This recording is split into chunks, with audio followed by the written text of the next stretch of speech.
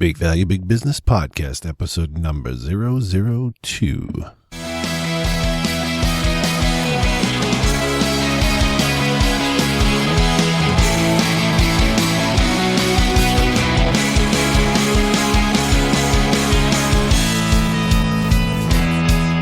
Welcome to the Big Value, Big Business Podcast with James Lynch, where we talk with today's most successful marketing minds about getting the right message in front of the right people and getting the right people to become your customers for life. And now, your host, James Lynch. Welcome back, my friends, to yet another edition of the Big Value, Big Business Podcast. I am your host, James Lynch. I am really big time excited about a very special guest today coming to us from Sydney, Australia. His name is Mr. James Schramko. You know, recently I heard it said that in the internet marketing world, when it comes to building a business online, there are two camps developing out there.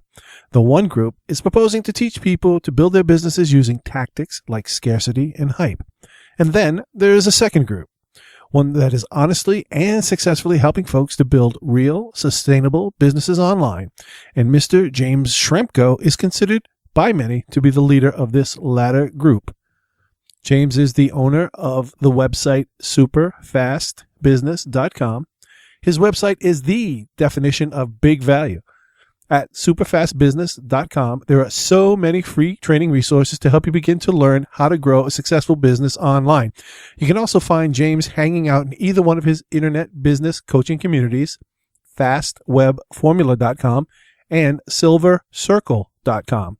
Anyway, have a listen while I chat with James about stuff like landscaping, Walmart, and the band One Direction, and find out what they all have to do with big value and great marketing. Check it out. Yeah, James, I'm so honored to have you with us today. How the heck are you, sir? Very good, thank you. Awesome. So I'm really eager to get your philosophy for creating a successful value proposition.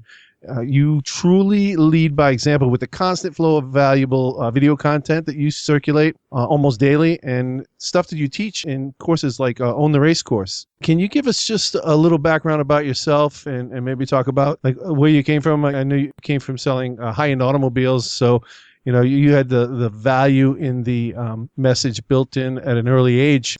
Could you touch on that and then bring us up to what it takes to provide value and create a $1 million online company? Sure. Well, you know, even some of my earlier roles were all about value creation. I had lawn mowing round. So I would go and mow somebody's lawn, and they'd start with this wild mess of a yard, and then it would end up clean and neat and tidy. And it was so obvious you could see what work had been done, and it was easy for them to hand over the cash. Then I worked with my grandfather, who was a timber broker, and he would buy and sell timber. He would have builders who needed timber for a project. They would give him the order, and then he would shop it around between timber yards and have them put together the best deal that they could for all the bits and pieces. So he was providing a great service for the builders who didn't have the time or the resource to be able to shop around. And he was also getting business for the timber yards who didn't know how to market very well, and he would take a 3% cut for that.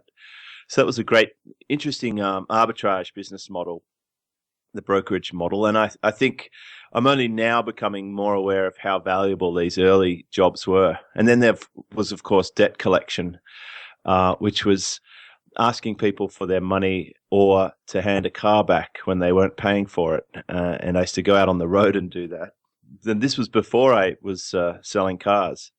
And selling cars is a pretty tough job, firstly because most of the public have a perception about people who are in that industry, and a lot of that's probably fairly earned. And the second thing is you get a lot of people who do not value the salesperson at all and are more than happy to spend a lifetime driving things around, asking 1,000 questions, being rude, lying about their trade-in valuation, and it's pretty hard to earn the sale. But we did have that philosophy from one of our mentors in the industry, and that was you basically either buy the sale or you earn it. and you can buy it by discounting or you can earn it by providing more value. And that's where we started coming up with things like offering tea or coffee, getting a glass of water, going for a proper test drive, doing a real demonstration on the car, actually having product knowledge and being able to find the right car for somebody and to stay in touch with them after they took delivery and make repeat sales. So it was sort of a more evolved thing. But anyway, I'll skip forward. I went all the way through that motor vehicle route of selling to sales management to general sales management to general management, and I ended up running these dealerships. And one of the things I was responsible for was the website and the marketing department. And through that website, I really found my energy, my interest level peaked, and I thought it would be really good to learn how to build a website. And I set about doing that as a hobby in my spare time, and I stumbled across all these online gurus teaching online marketing tricks, and I started applying them for the dealership, and we were getting great results. And then I started applying it for myself, and I got my business, my home business, to the point where I could actually let go of the job. That's incredible. And I've followed you and I've listened to you on a few other podcasts, and your story is fantastic. And it's definitely a template for anyone that's eager. I mean, you totally can appreciate it, but dude, you put the work in. I know you have. Yeah, it's no doubt. I've worked very, very hard. And I've also, tried to be smart about what I've been doing. I like Peter Drucker's quote that it's more about doing the right things. And finding out the right things to do is part of the struggle with this online journey. And then doing them is the other part people tend to struggle with, like, for whatever reason, whether they're lazy or they haven't got the mental framework they need to be able to apply themselves. But if you can actually do things and they're the right things, you can actually get progress. I totally agree, and I've gone that route myself and listened to or been exposed to the gurus. Not a whole lot of value in that camp. They kind of allude to it, but I want to get back to something you had mentioned earlier about earning the sale or buying the sale, and the latter being focusing on or selling only on price. I don't know. Can you expand on that? I think it's a lose when you're battling on price alone. What are your thoughts on that? Well, it really only works for a few people. It might work for an Amazon or a Walmart, but in the end, I think they lose anyway, especially people like Walmart. It appears that they're having some struggles with the way they treat employees and stuff. And the original founder's philosophy was all about value, and then it's changed to price at some point as it's run down through the generations. So I think I don't like hypey sales. I don't like manipulative marketing tactics, trickery. It's really just it's not good for humans. So I resist that sort of stuff. I actually like a long-term, high-value relationship where price is not really the most important focal point, and it really never is. When someone buys something, they might think it is. And I know that everyone's got something sitting in their wardrobe or their garage that they bought because it was cheap. But I learnt this expression with cars, that a good deal on the wrong car is not a good deal. And we would constantly learn how to move people away from this obsession on price. And really the public is obsessed on price. Like you just go anywhere, buy anything, and usually the sales assistant will jump to price instantly. They'll tell you this one's on sale today, or you could have two of these for $3. Like price is drummed into the public. Manufacturers have caused this because they take out full page ads saying, we'll beat any deal, and this sort of nonsense. So price is out there as a smokescreen, but it's not why people buy. People buy emotionally. They buy because they want to feel better. They buy because they want to look younger. They buy because they want to spoil themselves, because they're depressed. There's so many other reasons that people buy other than just the economics of it. And it's probably like fifth or sixth on the list of reasons why people actually buy. I totally agree. And when did you, I guess you've known early on when you started cutting lawns or working with your grandfather to provide extra value and you would be rewarded. But with your online business, I guess while you were still working at the car dealership, you did a little bit of affiliate marketing. When did you reach a point when you decided to go into business for yourself, create your own products rather than selling someone else's products? When did you cross the threshold and realize that the more value you gave up front, the more rabid a fan base, not necessarily larger, but the more loyal your fan base would be and buy practically anything you put in front of them without even asking? When did that get to that point? Well, they're kind of two questions. I'll answer the first one. The point that I realized I need to do my own thing was a combination of reading entrepreneurial books and also having a customer of mine offer me half his business. And he had a motorcycle franchise. And I went through the whole phase of due diligence, setting up a company and a family trust structure, getting legal advice. It cost me a fortune at the time.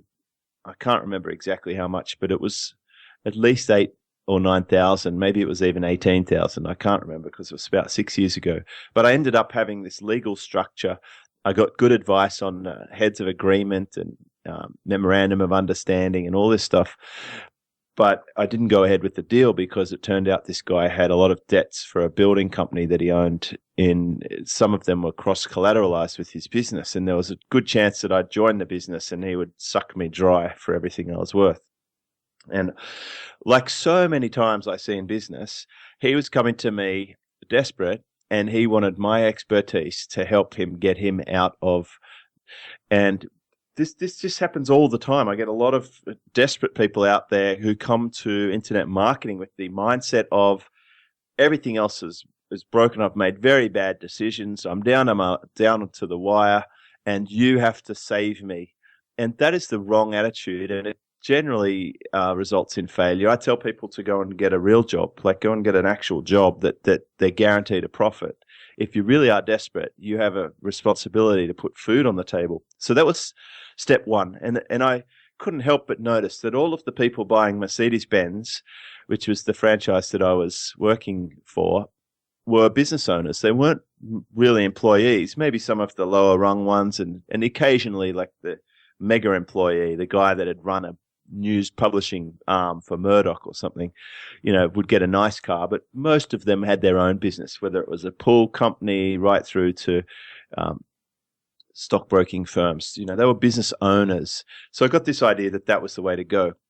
The second question about value, my approach to affiliate marketing was a little bit influenced by some of the material I was reading at the time, and I was reading about adding value, complementing the market rather than competing with the market. And I'm pretty sure it was Stephen Pearce material that I got access to, and he was talking about come up with something that assists other things that are in the market already, so that people can recognize more value in your offer. And I came up with this idea that I should add a bonus to the product that I was affiliated with. And there were also other people in the market doing it with other products. I noticed there was David Jennings doing it with Site Builder. And I found his stuff, and I read this stuff from Stephen Pearce, and I thought, yeah, that makes sense. It makes sense to offer a bonus. So I went in there and created my own bonus for people who were buying this software that I was selling as an affiliate. And the bonus became so valuable that people wanted to buy the bonus because they already had the software that I was promoting. And that was like a real light switch for me. I would literally come home and see emails from people saying, hey, I've already got the software, but I've heard that I really need this bonus. Can I buy it from you? That's fantastic. That's fantastic. Are you still selling those products now, or? No. I don't sell the product now because the product is, for the most part, dead. And it was a pretty tough call because I had to basically turn the income off. It was around $5,000 a month when I switched it off. And I made that decision based on values and ethics. I don't, once I'm aware of a better solution, and I think the market just caught up and then overtook this product, I decided that it wasn't the right product for people to buy, and I stopped promoting it. And I think that separates me from a lot of other marketers who will pimp something because they want value from it. but I want my customers to like me, not now, that's a given, but I want them to be able to come back. And that's another lesson I learned from the car industry. If you sell a car to someone or if you let someone buy the wrong car, they're going to hate you for it, and they will not only not come back, they'll never go back to the dealership, and they'll badmouth you to everyone out there. Like if you set them up for a bad fall, they're not going to like you. And the thing that has surprised me the most about the current crop of gurus is how long they've lasted in this market with the things that they do. And I suspect part of that is that there must be a lot of new people coming into the market all the time. But eventually it will catch up with them, and eventually there'll be two very different types of marketers. There'll be the ones in it for the long haul who look after customers, and there'll be the opportunists who fleece customers, and those ones will be out. It really is, the difference between whether you want to make woolen jumpers from the sheep or whether you want to cull the sheep and eat the meat once. I think people take way too short a view of their business, and it seems funny now looking back to when I started online. It's kind of the timeline's built up. I started in 2005, at the very end of 2005, and I thought that I was probably late to the party, but now I'm becoming like more of a longer termer in the market compared to a lot of the other people there.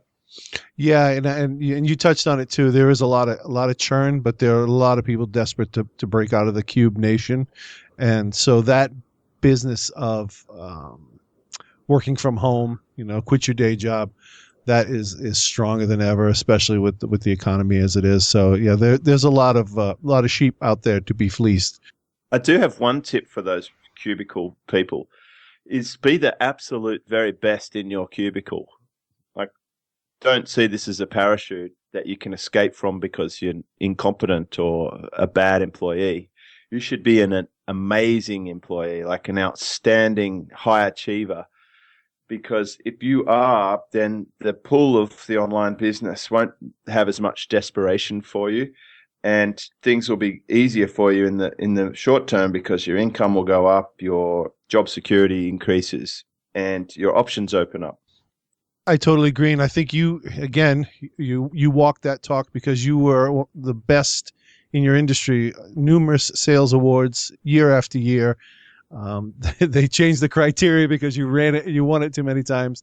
You were the best, and I'm sure they were really sorry to see you go. But you carry that ethic into your own business, and that is so key. It's not an escape. If you're just lazy and you don't want to get it done where you are now, that's not going to change when you have even less people looking down at you or watching you to keep you accountable. So you're so spot on with that. No, I was going to say, like, if you're not responsible when you don't have to be, you're not going to be responsible when you do have to be. And it's a lot about responsibility and confidence. And you have to have both of those things to perform well as an entrepreneur. Talking about present day, you put out a video almost every day. And what I really love is, you shoot them out to your email list, and you'll also say, do I want to get these videos every day? Would you like to see all of them once a week? We have that option, but tell me about your mindset, how you keep that going, and what motivates you to any mind hacks or scheduling or editorial calendar. Just tell us how you work that in that discipline of getting so much content out so often. Well, I've identified it as a good return on investment of my time. It's one of the unique things that I have that other people can't have. No one else can be me. So when I'm doing a video or an audio, I'm really bonding on a more emotional level with my audience, and I'm getting to know them through their comments. People identify themselves, and we're building up.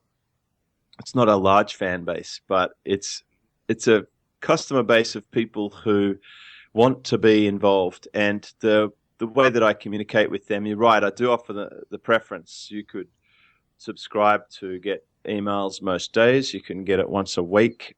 You could, in theory, just pick up an iTunes feed or a YouTube feed or a blog RSS feed and not be subscribed through the email channel.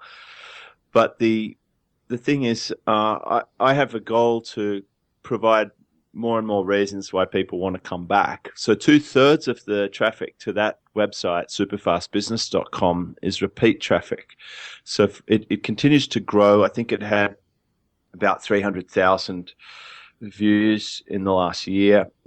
It's pretty much the sole traffic source that I'm using now, combining with that iTunes syndication of the audios. But it's a very strong, very solid traffic source, and I enjoy it. Plus, it's opening up doors for interviews, and it's providing a platform that I own that can't be taken away. I can't be shut down by somebody else when it's on my own platform. It's one of the core things I teach with Own the Race course, because a lot of people are building up on someone else's platform, and I think that's doomed for failure. In the very least, when the platform becomes less popular, like MySpace, and in the worst case, they might get shut down because that platform might decide that they don't want to have that topic anymore, or someone complains, or a competitor reports you or something, which that sort of stuff happens all the time in SEO and the Google world. People get shut down from Google's results. But if you build on your own platform and you syndicate to multiple platforms, then I've identified that's the best strategy for me, for my business, and that's pretty much what I did for the whole of 2013, was to just continue the content stream, and that's about it. I didn't really do any paid traffic. I didn't do anything tricky, and that traffic source fuels my business, and it did a splendid job of it. And I'm pretty flexible on when I can make the videos and where I can make them.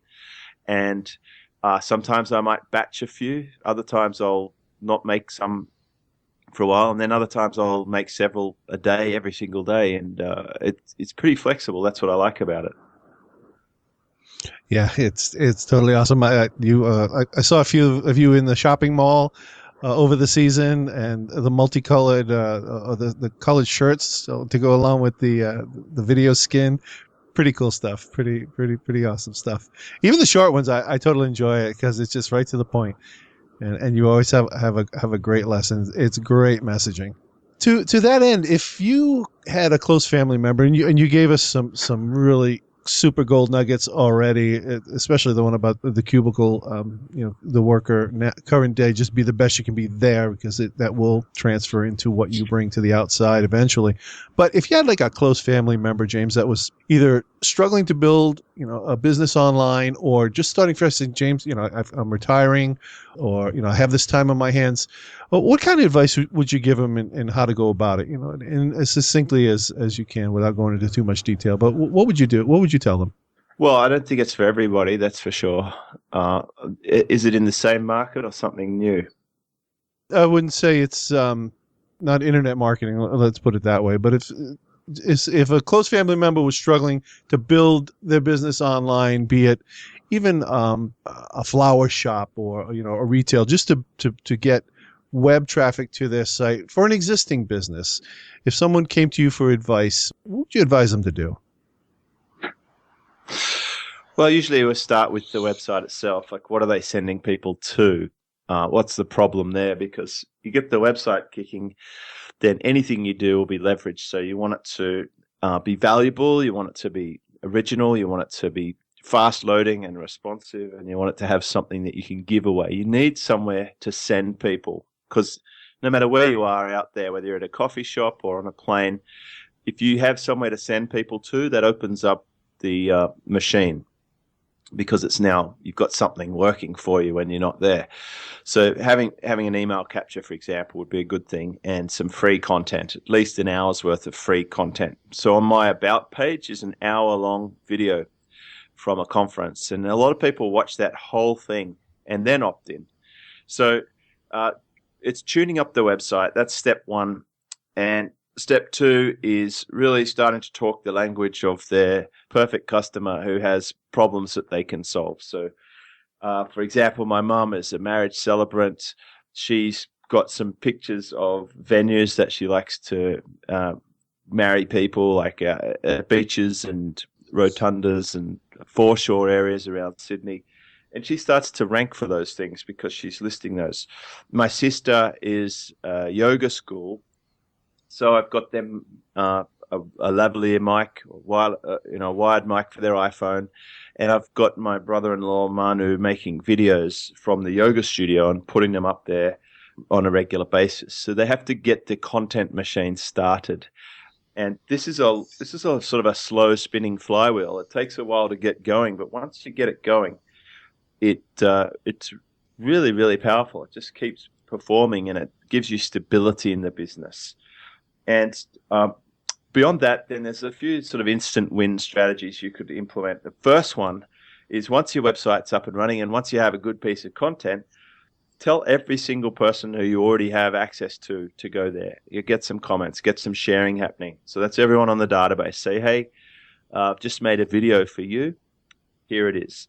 Put a thumbnail image of the video, let people click through, let them comment on it, let them share, let them give you feedback.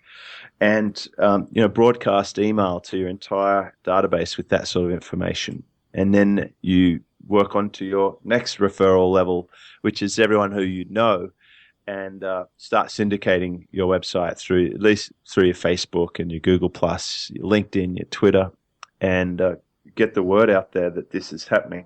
And keep it going. Ask for questions and then answer them with videos or audios. So basically what you're saying is find our audience where they're hanging out and get that information in front of them. Yeah, well, tell them how the stuff helps them. That's the most important thing. That's awesome. What do you think the most effective way is to get inside my customer's head, or even the potential customer's head, and find out what they're really looking for so I can design my content to be more appealing to them?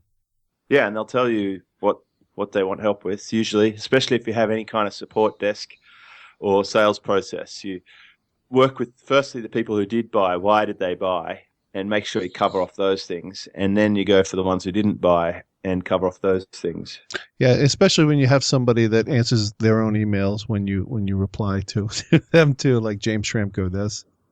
That's awesome. Yeah, but I also have a support desk, and I have my team do send me they say, hey boss, we keep getting asked this question, could you make a video about it? And that will be one of those 3 to 5 minute videos. Yeah, a little FAQ. Yeah, you could just do FAQs for the rest of your life and never move past that. That's a good enough tactic. Yeah, I love it. And you've given me so much, James. Thank you very much.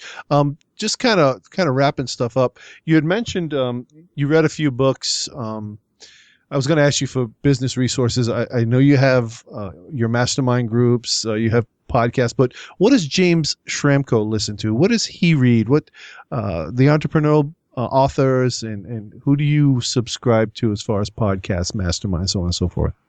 Oh, I don't subscribe to podcasts or masterminds. I'm more interested in Amazon Kindles.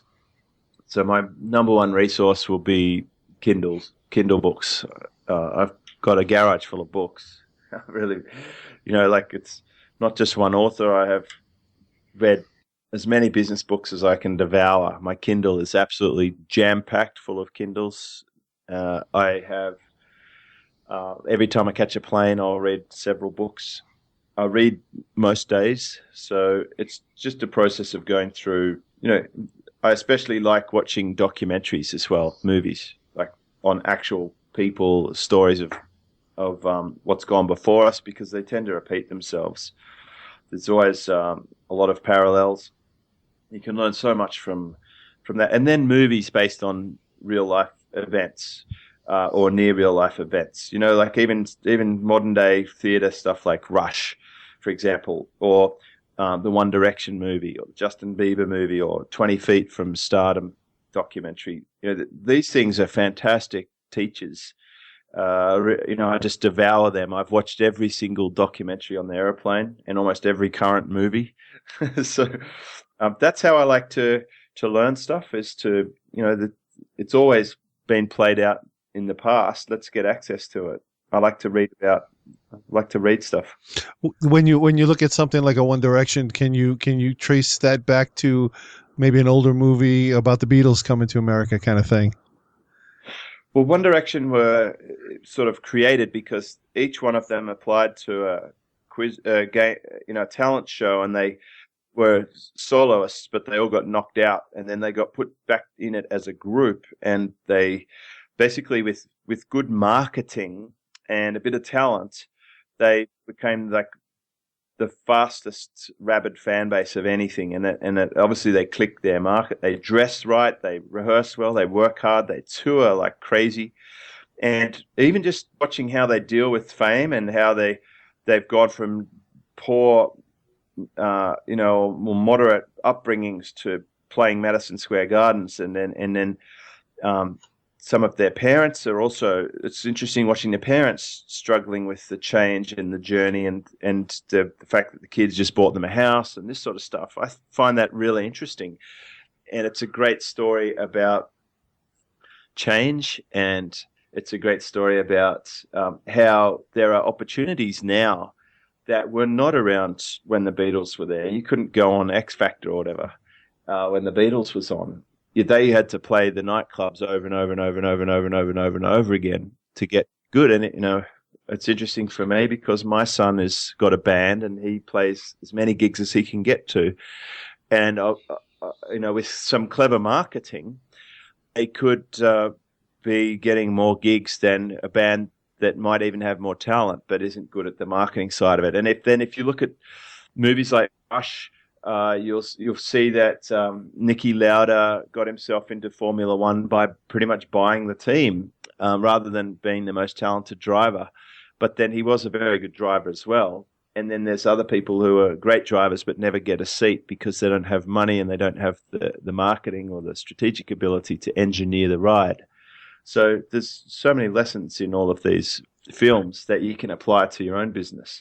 And that's how you consume reading and video. That's it. Absolutely. That's totally cool. Well, listen, while we wrap up, and again, I so appreciate your time, James. How about any parting shots? I know you've got Fast Web Formula 5, and that sounds like a movie title. I don't know why. But you got that coming up in March. Could you tell us about that and anything else you'd like my listeners or our listeners to know about coming up in the near future, and how we can find you? Right. So my main website is superfastbusiness.com. That's where those little videos and interviews like this are. But that feeds a few services and a community. One of the best communities, I think, for your listeners is Fast Web Formula, and that is internet marketing, or I actually call it internet business community. It's because you get more high-level thoughts than just the marketing, all that grubby, hypey tactics. We don't do that stuff. We have, we're talking about strategy and business models, and there's some very good people. There's hundreds of people in there who have stuck with me for years, and each year we run an event, and that the next one is the fifth one for Fast Web Formula, but it's actually about the 9th or the 10th event in the series because there used to be a different name before, but that's once a year. The community come together, and the power in that room is amazing. We get special guests in, people like Andre Chaperon and Keith Cronch and some real legends who you may not have heard of come and share ideas. But it's kind of like a all meals paid for, lots of time with real good tactics, no pitching. I don't run the event to make money. I just break even. I run it to bring the community together and to get some good recordings and to bring my friends to Manly, which is where I live here in Sydney. So that's in March in Sydney. That would be well worth coming to. It'd be nothing like your typical American event. It'd be 100 to 200 people, somewhere in that region of really high quality people, and the experience is amazing. The information that's exchanged and the relationships that build go well past the event. It's the same sort of stuff we were talking about. Absolutely, and well said, sir.